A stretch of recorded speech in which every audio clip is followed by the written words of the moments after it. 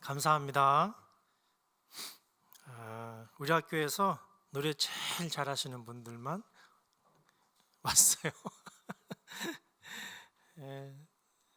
우리 성도님들 다들 잘 지내시죠? 오늘 찬양 또 여러분에게 큰 위로가 됐을 줄로 생각합니다. 사실은 그 말씀 안 하고 계속 찬양만 들으면 좋겠다는 생각도 합니다. 우리 마음속에 훨씬 더 위로가 되고 그런 것 같습니다.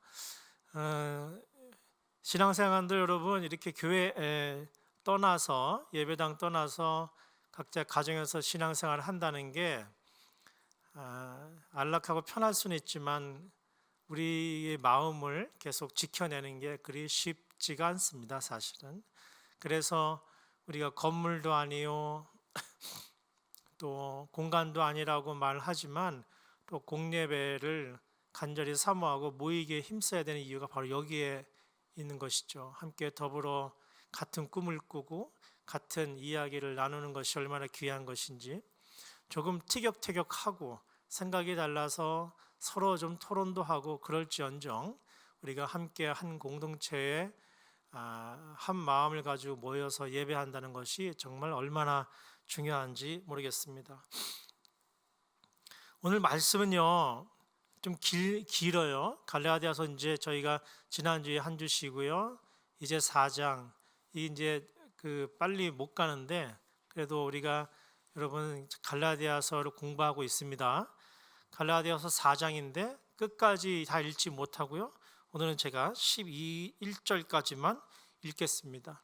여러분 따라오시고 나머지는 설교 중간중간에 말씀드리도록 그렇게 하겠습니다. 내가 또 말하노니 유업을 이을 자가 모든 것의 주인이나 어렸을 동안에는 종과 다름이 없어서 그 아버지가 정한 때까지 후견인과 청지기 아래에 있나니, 이와 같이 우리도 어렸을 때에 이 세상의 초등학문 아래에 있어서 종 노릇하였더니 때가 참에 하나님이 그 아들을 보내사 여자에게서 나게 하시고 율법 아래에 나게 하신 것은 율법 아래에 있는 자들을 속량하시고 우리로 아들의 명분을 얻게 하려 하심이라. 너희가 아들이므로 하나님이 그 아들의 영을 우리 마음 가운데 보내사 아빠 아버지라 부르게 하셨느니라. 그러므로 내가 이후로는 종이 아니요 아들이니, 아들이면 하나님으로 말미암아 유업을 받을 자니라.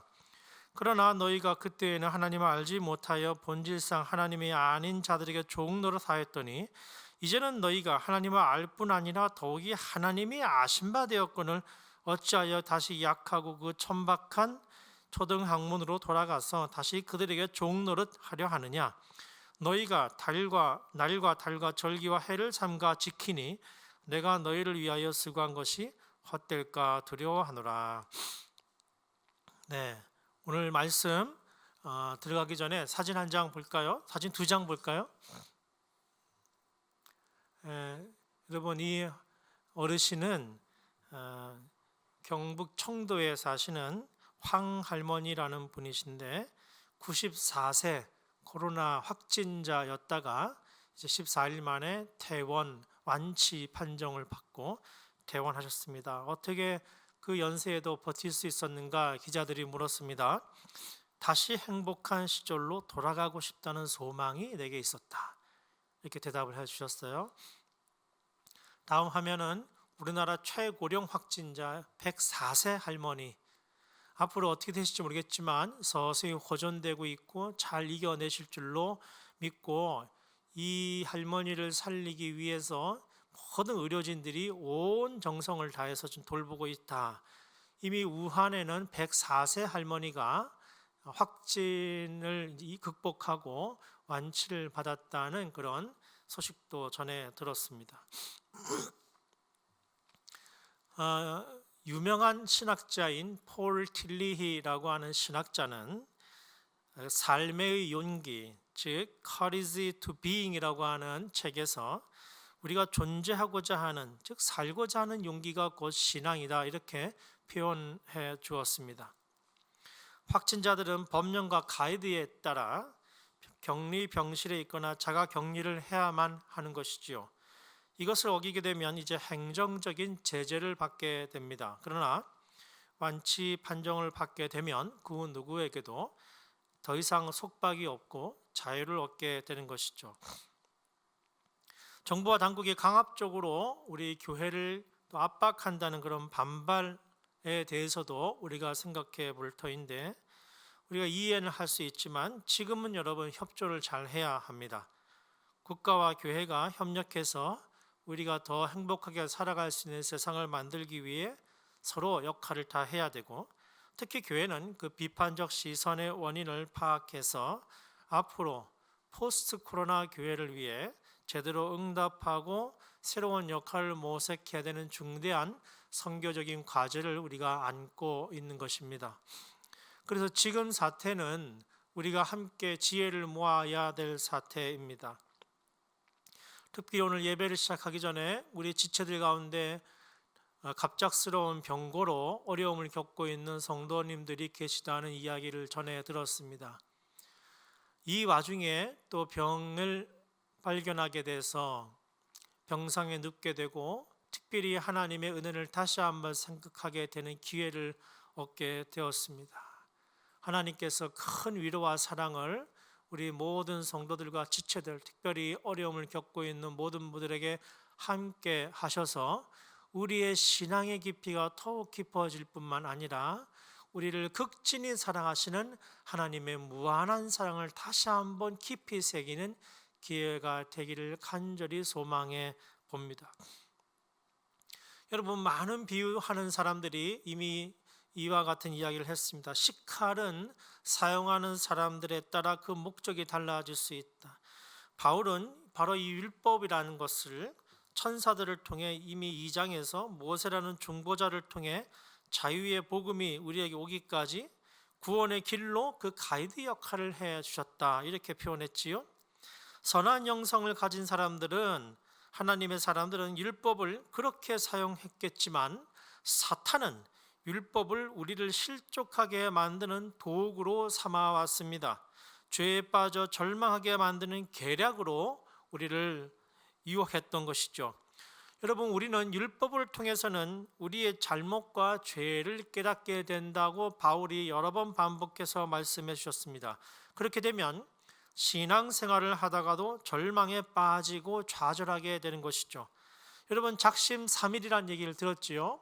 올해 시작하시면서 혹시 여러분 3일 만에 그만둬 본 거 있습니까? 다이어트.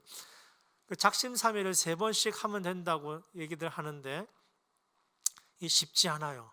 저도 지금 의사가 밀가루랑 뭐 밥 이런 걸 확 줄이라고 얘기하는데, 와, 국수 안 먹고 살 수 있습니까? 라면을 안 먹고 지금 코로나 사태를 버틸 수 있겠습니까? 쉽지 않은 일인데, 이 작심삼일 우리가 이 한번 걸리면 이런 생각이 들지 않습니까? 아, 내가 또 못 지켰구나. 난 참 나약한 존재야. 에이, 뭘 해? 그냥 이대로 살지 뭐. 이렇게 좌절하고 말지 않습니까? 작은 규칙도 우리에게 이런 좌절을 안겨주는데, 이 사탄이라는 존재는 우리에게 우리의 연약함과 이 불완전함을 늘 우리 자신에게 고발하면서 우리를 은혜의 자리로 나아오지 못하게 합니다. 여러분, 수십 년간 신앙생활을 해도 이 사탄의 속삭임에 이 유혹에 빠지면요, 하나님을 그저 두려운 존재로만 알게 돼요. 아, 난 또 하나님 앞에 범죄했어. 아, 나 또 하나님 앞에 부족해. 사람들은 모르지만 내 속에 있는 거 하나님이 다 아실 거야. 이렇게 되고 말거든요. 그러나 율법의 그 역할은 선하게 하나님께서 사용하기 원하셨지, 그렇게 사탄의 유혹에 빠지도록, 속삭임에 빠져서 더 이상 하나님의 은혜를 간구하지 못하도록 만들지 않기를 원했습니다. 그러나 인간이 육신을 안고 있는 한계를 안고 있는 존재라서 누구나가 다 율법을 따르게 되면 좌절감과 실패감을 안게 돼서 하나님의 전적인 은혜를 의존하지 못하게 되고 말지요. 거기에서 더 나아가 다른 사람들조차도 율법의 잣대로 비판하고 찔러서 그 사람들도 넘어지게 만드는 이런 악습이 계속되고 마는 것이죠. 그러나 하나님은 독생자를 통해서 은혜의 자리로 나아오도록 우리에게 이미 허락해 주셨고, 더 이상 우리가 율법의 진노 아래 있지 않고 자유의 자녀임을 알려주셨습니다. 오늘 본문에 보면 하나님은 정한 때까지 율법 아래 우리를 두셨고, 다시 때가 참에 우리를 은혜의 선물로 인도하시고 우리에게 완전한 자유를 허락해 주셨다라고 오늘 본문이 우리에게 알려줍니다. 정한 때까지, 이때까지 바로 율법의 시대였습니다. 여러분, 오늘 본문 2절에 상속자는, 즉 하나님의 유업을 받을 상속자, 아마 유대인들은 자신들이라고 생각했죠. 이 상속자는 정한 때까지 후견인과 청지기 아래에 있었다. 그때는 종과 다를 바 없었다라고 표현하고 있습니다. 즉 사탄이 주도하는 율법의 쓰임 역할에 우리가 노출되었다는 뜻이지요. 당시 사회 제도가 바로 이러했습니다. 율법은 우리를 정한 때까지 가이드를 하는 초등학문이라고 이미 바울이 여러 번 우리에게 알려주었습니다. 초등학문은 기초적인 것이며 매우 보편적이지만 이 상속자가 실제로 자신의 재산을 상속하게 만드는 것에 대해서는 무관하거나 또는 무능했습니다. 여러분, 오늘 본문 함께 읽은 8절에 보면 그때는 하나님을 알지 못하여 본질상 하나님이 아닌 자들에게 종노릇하였더니 라고 되어 있습니다. 율법의 시대에는 초등학문이 우리를 인도하고 가르치고 우리의 판단의 기준이 되었던 것이죠. 우리가 예수를 모를 때 바로 그런 삶을 살지 않았습니까? 여러분, 우리가 예수를 떠나 살 때 예수님 믿고 세례를 받기 전에 우리의 삶을 한번 돌아보십시오. 우리의 생각과 우리의 기준과 우리의 관습과 우리의 학벌과 우리의 재산들이 우리의 삶의 기준이 되지 않았습니까? 바로 그러한 삶은, 그러한 것들은 노예처럼 사는 것이라고 오늘 본문이 우리에게 말해 주는 것입니다. 저는 신학교에서 신학생들 여러분 가르치지 않습니까? 이제 지금 온라인 강의 기간이라 이 학생들의 얼굴을 보지 못해서 특별히 1학년들은 참 어떤 상태인지 너무 궁금한데요. 이 신학생들 가르치다 보면은 이 신학 교육이 자칫 너무 지식 교육에 치우쳐서 하나님을 영적으로 인격적으로 만나는 것이 아니라 이 지식으로 만나는 훈련을 신학교는 하거든요. 그러다 보니까 하나님을 대면하는 것이 아니라 우리의 생각이 너무 자라서 하나님의 역사를 가리는 경우를 종종 보게 되는 것이지요. 여러분, 우리가 성전을 떠나서 지금 가정 예배로 온라인으로 예배 드리시는 우리 성도님들 어떠십니까? 지금 여러분의 영적인 상태는 어떤 상태이십니까? 혹시 하나님의 전적인 사랑 안에 의지하고 그 사랑에 전적으로 자신을 복종하는 것이 아니라 어느새 우리가 과거처럼 우리의 경험과 생각과 지식들이 그만 너무 자라서 하나님의 사랑을 온전히 느끼지 못하고 있지는 않습니까? 혹시 여러분 지금 어려움을 겪고 있으십니까? 그렇다면 우리를 깨우시기 위해서, 다시 우리에게 그 사랑을 전해주시기 위해서 우리를 불러주시는 하나님의 은총이라고 여러분 고백하시고 감사하시기 바랍니다. 바울은 9절에 초등학문을 악하고 천박하다라고 표현하고 있습니다. 약하고 천박하다. 이는 곧 10절에 날과 달과 절기와 행위를 삼가 지키는 행위라고 말하고 있습니다. 즉 율법에 따라 만들어진 그 절기력과 간섭에 따라 정해놓은 규칙을 따르는 행위를 일컫는 것인데, 이것이 곧 8절에 하나님이 아닌 자들을 섬기는 것이다와 일맥상통합니다. 약하고 천박하다는 뜻은 무능력하다, 무기력하다는 뜻이에요. 우리가 만들어 놓은 그런 율법과 규칙 같은 것들은 실제로 하나님의 사랑을 고백하고 그 존재에 나가도록 만드는 일에는 절대 무능력하거나 무기력한 것들인 것입니다. 우리에게 진정한 자유와 해방을 가져오는 것은 십자가입니다. 그 상속자에게 실제로 상속문서를 건네주는 데에는 이 율법이 아무런 효력이 없는 것입니다.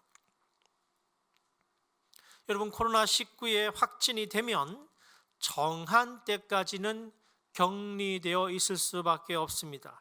그러나 그 격리 기간을 채운다고 해서 완치자로 판명되는 것은, 자동적으로 판명되는 것은 아니지요. 만약 어떤 사람이 자가격리 원칙을 무시하고 외출을 해서 다른 이들에게 전염을 일으킨다면 여러분, 사회적 비판을 받아도 당연하지 않겠습니까? 최근에 그러한 일들이 자꾸 일어나지 않습니까? 코로나19 사태가 언제 끝날지 모르지만 우리는 바로 이 정한 때까지 당분간 지금과 같은 이 불편함을 감수할 수밖에 없는 것입니다. 그러나 곧 때가 찹니다. 오늘 바울이 우리에게 증언해 주시는 것처럼 곧 때가 다가올 것입니다. 이 모든 것이 이제 지나가고 나면, 때가 차면 우리의 영적인 상태가 다시 드러나게 될 것입니다. 여러분, 그때 부끄러운 모습으로 나타나시면 안 됩니다. 여러분, 그때까지 여러분의 영적인 상태, 그 마음의 상태를 하나님 앞에 온전히 잘 지켜내셔야만 할 것입니다. 그래서 우리가 그 때가 찰 때 다시 성전에 모여서 하나님을 한 목소리로 찬양하고 예배할 때에 감격의 기쁨을 함께 나누어야 하지 않겠습니까? 그러자면 여러분, 깨어 있으셔야만 합니다. 하나님은 때가 참에 4절에 때가 참에 독생자를 우리에게 주셨다고 말씀하고 계십니다. 그러나 이 하나님은 구원을 이룰 아들에게 두 가지 조건을 지워 주셨습니다. 첫째는 여자의 몸에서 태어나게 하는 것이고, 둘째는 율법 아래에 나게 하는 것이었다고 오늘 본문에서 말씀하고 있습니다. 몸을 가진 인간의 유한성은 율법 아래에 놓이게 되어 있습니다. 우리가 육체의 몸을 벗고 이제 천국에 들어가서 주님을 배울 때까지는 우리가 어쩔 수 없이 육신의 법에 따라 살 수밖에 없습니다. 그러므로 국가의 조치에 대해 협조해야 되는 것이고요, 이 시민사회의 상식과 함께 소통해야 하는 것입니다. 군인이 그 군율을 따르지 않으면 제재를 받게 되는 것이지요. 그러면 나라를 지키기 어렵게 되는 것입니다. 군기가 바로 서지 않는 것이죠. 모두가 마찬가지입니다. 여러분, 이 두 가지 조건 아래에서 독생자 아들을 우리에게 보내주셨습니다. 율법으로부터 벗어날 수 있는 존재는 그 누구도 없습니다. 그러나 오직 하나님의 아들 우리 주 예수 그리스도만이 그 일을 하실 수 있는 하나님의 아들이셨습니다. 그러므로 인간은 죄 아래 놓여 있었습니다. 5절에 보면 하나님의 아들에게 두 가지 제약을 허락하신 이유에 대해서 설명하고 계십니다. 바로 인간의 제약을 무력하게 만들고 모든 족속들에게 아브라함에게 약속하신 그 모든 족속에 복을 주시겠다고 하는 그 약속의 자유의 자녀가 될 자격을 주시기 위해서 독생자를 그리 세상에 보내셨다는 것이죠. 만약 하나님의 아들을 여자의 몸에서 나지 않고 율법에 벗어나 있는 신적 존재로 이 땅에 보내셨다면 그것은 만화나 영화에서나 나올 법한 신화적 이야기거나 SF 소설이 되었을 것입니다. 그러나 성경을 보면 우리 주님께서 인간의 몸으로 오셨고 역사 안에 문화 안에 함께 하셨기 때문에 우리는 그분을 통해서 이 육신의 법을 이겨낼 수 있게 되었던 것입니다. 할렐루야. 그래서 하나님은 아들과 함께 6절에 성령을 보내주시겠다고 오늘 본문에서 확증해 주십니다. 이제 우리는 율법 아래 있지 않고 하나님의 자녀가 된 이들은 성령과 함께 살면서 하나님을 아빠라고 부를 수 있게 되는 것이지요. 우리 성도님들, 어려움 겪고 계시는 우리 성도님들, 병상에 누워 계시는 성도님들, 좌절하지 마십시오. 우리 하나님께서 여러분의 편에 서셨습니다. 우리 하나님께서 여러분의 아빠가 되어 주셨습니다. 절망하지 마십시오. 소망을 붙드십시오. 율법 아래 거하지 마십시오. 하나님께서 여러분의 자리에 함께해 주실 것입니다.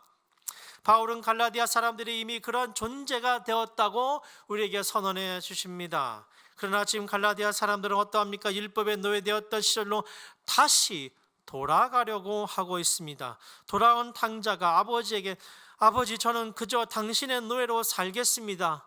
저에게 그럴 은혜를 받을 자격이 없습니다 라고 말하지만 아버지는 그것을 허락할 리가 없지요. 만약 당자가 고집을 부려서 저는 그저 그냥 율법에 살겠어요, 그냥 노예로 살겠습니다, 이렇게 계속 우긴다면 천하에 그렇게 어리석은 자가 있겠습니까? 바울은 갈라디아 사람들을 가리켜 19절에 나의 자녀들아 이렇게 표현하고 있습니다. 19절에 보면 나의 자녀들아, 그리고 너희 속에 그리스도의 형상을 이루기까지 라고 말씀하시면서 내가 너희들을 위해서 해산하는 수고를 하겠다고 다짐하고 있습니다. 그러면서 다시 거짓 복음을 가르치는 자들을 비판하죠. 17절에 자신이 자리를 비운 사이에 갈라디아 사람들에게 친절하게 굴며 율법으로 다시 돌아가라고 만든 이들의 의도가 너희를 이간시켜 너희로 그들에게 대하여 열심을 내게 함이라. 갈라디아 사람들을 자꾸 율법으로 돌아가게 만들어서 그들을 이간시켜 가지고 결국은 자신들을 따르게 만들려고 하는 이 속마음이 있다는 것을 지금 바울이 고발하는 것입니다.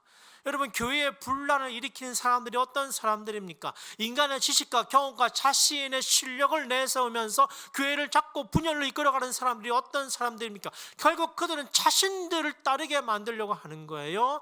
자신들의 영향력을 확장시키려고 하는 의도가 있는 것입니다. 하나님의 사랑에 복종하는 사람들은 다른 사람들을 존중하고 사랑으로 말하게 되어 있습니다. 그러나 규칙을 따지고 율법을 주장하는 사람들은 어떻습니까? 그 혀와 입술이 칼이 되어서 사람들을 이간시키고 분열하게 만들어버리는 것이지요. 사랑하는 성도 여러분, 악인의 자리에 서지 마십시오. 하나님이 기뻐하시는 사람의 자리에 서십시오. 여러분의 입술이 사랑의 메시지 전달자가 되게 하십시오. 여러분의 손과 발이 타인의 고통을 감싸 안는 손과 발이 되도록 하셔야 합니다. 헬라파 그리스도인들 사이를 갈라놓고 바울을 따른 이들과 그렇지 않은 이들의 사이를 갈라놓아 결국 자신들의 기득권과 종교적 권위를 계속 유지하고자 하는 것이 바로 율법주의자들의 속마음이었습니다. 여러분, 신천지가 어떻게 젊은이들에게 그렇게 친절을 베풀고 끈끈한 관계를 제공하는 이유가 뭐겠습니까? 결국 그들의 인간관계를 끊어버리고 부모와 가족과 이간질을 시켜서 교주 이만희와 그 신천지 집단에 복종하도록 하려는 관계요 모략이 아니었겠습니까? 바울은 갈라디아 목회 시절에 자신의 부족한 부분을 갈라디아 사람들이 용납해 주었다, 오히려 존경하며 따랐다는 사실에 감사를 표하며 12절에 보면 자신이 율법에서 자유로워져서 이방인과 같이 된 것처럼 이 갈라디아 사람들도 자신과 같은 사람으로 율법으로 다시 돌아가지 말고 자신과 같은 자유로운 사람으로 살아가라고 호소하고 있습니다. 바울과 갈라디아 이방인들이 서로 사랑하고 유대인과 헬라인이라는 차별 없이 서로 존중하며 지낼 수 있었던 것은 여러분 율법에 있지 않았기 때문입니다. 율법에 벗어나 노예생활을 청산하고 복음의 자유함으로 함께 나아갔기 때문에 가능했던 일입니다.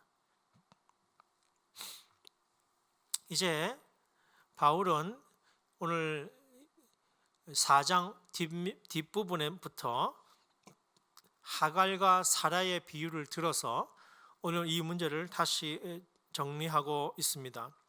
바울은 하갈과 사라의 비유는 그 율법의 자녀와 약속의 자녀의 비유를 상징을 대비한다고 말합니다. 이 하갈의 자손은 육체의 자녀요 종의 자녀의 상징입니다. 바로 정한 때까지를 상징하고 있습니다. 사라의 자손은 요셉 그 이후로 이어지는 이 약속의 자녀들의 계보는 자유인의 자유로서 때가 참에 이루어지는 하나님의 선교의 상징들입니다. 하갈의 자녀는 시내산의 예루살렘에서 율법의 종로로 타는 이들의 대표가 되며 사라는 위에 있는 예루살렘, 즉 하나님의 예루살렘에서 자유한 이들의 대표가 됩니다. 그러나 때가 차기까지는 종로로 타는 이들이 오히려 거꾸로 이 자유한 이들을 박해하게 되어 있습니다.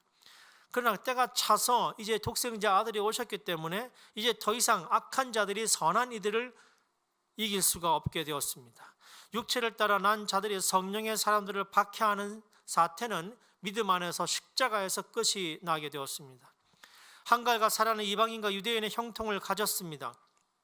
그러나 이들에게 중요한 것은 더 이상 혈통이 아니었습니다. 때가 참에 약속이 이루어진 후에 그 약속에 따라 살기로 한다면 더 이상 여러분 유대인과 헬라인의 차별과 구분은 그 의미가 사라져버리게 된 것이죠. 이제는 정한 때까지는 유대인과 헬라인의 차별이 있었지만 이제 율법의 시대에 유대인들의 거룩함을 보장하는 것으로 인정받게 되었던 것입니다. 약속의 씨, 그 씨가 이 땅에 오게 되는 그 때가 차게 되면 아들이 오신 이후부터는 더 이상 유대인과 헬라인의 구분이 없이 약속을 믿는 모든 자들이 성령의 자유함을 누리게 되었던 것이죠. 여러분, 장자였던 유대인들은 율법 아래 있으면서 여전히 자신들의 기득권을 주장하고 있지만 그리하여 탕자가 돌아왔을 때 그 장자가 어떻게 했습니까? 아버지에게 그를 받아들이지 말라고 요구하지 않았습니까? 아버지는 돌아온 탕자를 위해서 헬라인들을 위해서 잔치를 베푸셨. 완전히 신분이 역전되고 말았죠. 여러분, 바로 이것이 선교적 교회가 증언하려고 하는 새로운 교회의 복음입니다. 하나님 나라의 선교입니다. 여러분, 조롱받고 손가락질 받던 사람들이 복음 안에서 새로운 존재로 태어나게 될 것입니다. 이 땅에서 차별받고 구별된 사람들, 소외되고 배제된 사람들이 복음 안에서 하나님 나라의 주인이 될 것입니다. 교회는 이 새로운 복음을 증언하고 실천하는 곳, 곧 선교적 공동체인 것입니다. 확진자가 일정 기간 동안 격리실에서 잘 견디어내고 치료를 받으면 이 바이러스가 검출되지 않는다고 하는 이 확인을 받은 다음에 이제 자유자가 됩니다. 완치 판정이라는 것이 공식적으로 이루어지지 못하면 여러분 밖으로 나오지 못하지요. 약속의 자녀는 이제 복음으로 인하여 십자가로 자유자로 공식 확인되었습니다. 다시 바이러스에 감염되지 않기 위해 이제 손을 자주 씻고 마스크를 쓰고 사회적 거리를 두는 일은 율법이 아니라 그 자유자가 더 이상 과거에 격리된 시설로 다시 돌아가지 않기 위해 노력하는 책임적 삶이 되는 것이지요.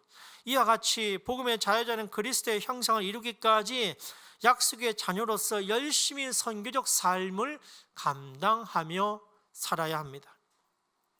여러분, 우리나라 이 드라마에 유독 많이 등장하는 것이 출생의 비밀이지요. 이 출생의 비밀이 안 나면 드라마가 재미가 없어요. 우리나라 드라마는 이 본부장도 맨날 나오고요. 본부장이 항상 이 출생의 비밀의 주인공이잖아요. 잃어버렸던 진짜 아들이 나타나기 전까지, 때가 찰 때까지, 이 가짜 아들이 정할 때까지 권력을 행사하고 악행을 막 저지르면 막판에 마지막 회에 갑자기 진짜 아들이 나타나가지고 이 아버지의 그 유일한 상속자가 되면서 이 드라마가 결말되지 않습니까? 여러분, 조선 왕조의 비극은 모두 이 서자들과 적자 사이에 왕위 계승 경쟁에서 비롯됐다는 거 여러분 잘 아시지요? 여러분, 이것이 인간의 율법과 인간의 규칙을 우상처럼 받들 때 발생하는 이 인간의 세속적 다툼이요, 경쟁이요, 분열입니다. 복음의 자유함은 인간이 만들어 놓은 담을 허물게 되어 있습니다. 이방인과 유대인이 바울과 갈라디아인이 하나 된 것처럼 모두가 하나님 나라의 상속자가 되도록 초청하는 것이 복음의 역사입니다. 자꾸 싸우고 분란을 일으키는 교회에 가보면 그 원인이 왈가왈가 이것저것 따지지만 사실 그 안에는 바로 이런 문제가 도사리고 있는 것입니다. 하나님의 은혜는 온데간데 없어져 버리고 자신들의 주장과 지식에 의존해서 다른 사람을 비판하고 재단하기 바쁜 것이지요. 이런 공동체는 절대 선교적 삶을 살아낼 수가 없습니다. 왜냐하면 그 마음속에 차별과 배제의 마음이 도사리고 있어서 한 형제 한 자매로 받아들이는데 너무나 큰 한계가 있기 때문입니다. 우리가 2000년 이후에 2000년 전에 초대교회처럼 함께 더불어 먹고 마시고 물건을 상통하는 삶을 살 수 없는 자본주의 시스템에 살아가고 있음에도 불구하고 그럼에도 우리는 함께 더불어 살아가는 공동체를 이루어가는 것이야말로 오늘 이 시대에 우리에게 요청되는 선교적 삶이라고 할 터인데, 우리 마음에 이러한 율법을 존중하는 규칙을 먼저 내세우는 삶이 지배한다면, 여러분, 우리가 어떻게 우리 마음속에 나보다 남을 낮게 여기는 이 존중의 마음을 가질 수 있겠습니까? 여러분이 주님 앞에 내세울 수 있는 것이 아무것도 없습니다. 이 사순절 기간 동안에 우리는 우리 안에 있는 우리가 중하게 여기는 우상들을 내려놓고 하나님 앞에 무릎 꿇고 나아가는 중대한 영적 훈련의 기간이 되어야 할 것이라고 생각합니다. 율법에 구속된 자 노예 생활을 하는 이는 여전히 자유를 누리지 못하고 온갖 규율과 관습과 의식을 동원하여 자신들의 의로움을 드러내려고 하는 것이죠.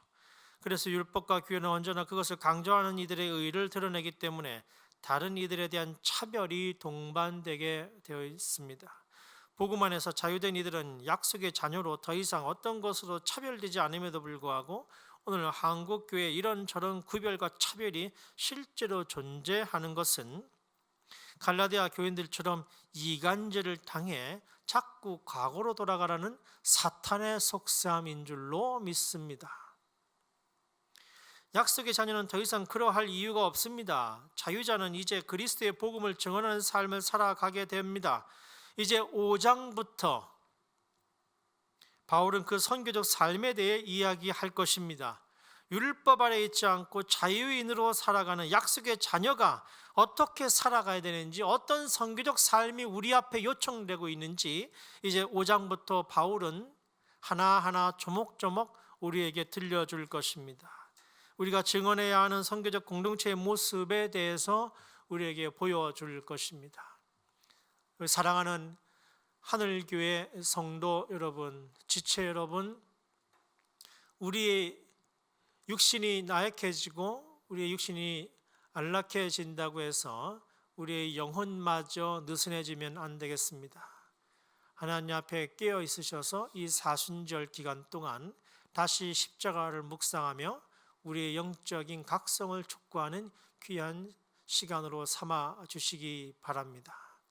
그래서 우리가 다시 하나님 앞에 함께 모여 찬양할 때 우리의 마음, 우리의 비전, 우리의 소망을 함께 노래하며 찬양하며 기도하는 큰 기쁨이 우리 가운데 있길 바랍니다.